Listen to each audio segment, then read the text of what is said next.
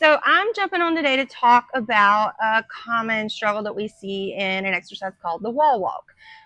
You may love them, you may hate them, but one common complaint that we hear is, why does my low back hurt after doing wall walks?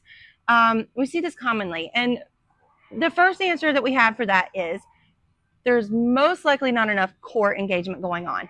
Many people mistake the wall walk as just a shoulder exercise, but it is not. It is very much a core exercise as well. We want to be moving with very activated shoulders, pressing the floor away from you as you're walking up that wall on your hands, and really engaging your core, pulling your ribs down towards your belly button, looking for that hollow body position. So I'm going to show a couple of examples of good ones and bad ones, and hopefully these tips will help you. All right, wall walk standards. All reps start with our chest and quads on the floor, and they all finish with our chest and quads on the floor.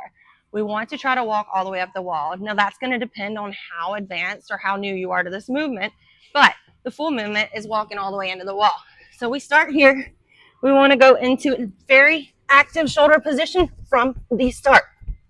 We want to try to pull our ribs down toward our belly button, get as close as you can to the wall, and then walk your way back down. So here is where a lot of people experience that pressure in the low back. And that is usually not using active shoulders, not engaging our core, pulling our ribs down toward our belly button. All right, so I'm going to show you what it looks like. And you may recognize this. So I'm going to start back in that chest and quads on the floor position. But this time I'm going to be very inactive in my shoulders. And I'm just going to kind of do what I call a lazy wall walk. So you see that I'm letting my body curve, and I'm not active. I'm shaking a lot more here too, because I can hold myself here because I'm strong enough, but I am not activating the muscles that I need to activate. And I can feel the pressure in my lower spine already. Okay, so let me show you how to fix that. So we like to talk about shapes. If you've never done a hollow body hold, there are modified versions, most advanced being here, where we are taking the arch out of the spine and pulling our belly button toward the floor. That's where we pull our ribs down toward our belly button. This is what our handstand position should look like.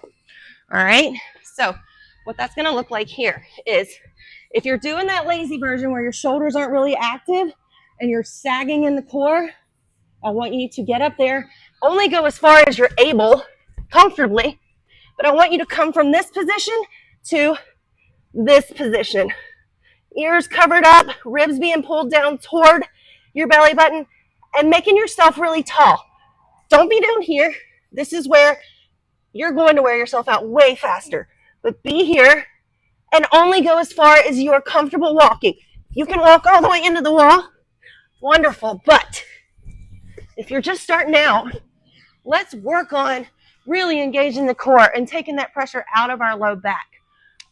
You shouldn't feel these in your back. If you do, don't walk as far up the wall, or you may need a little bit more modified variation to help you progress toward the full wall walk. Let me know. I hope some of these tips help.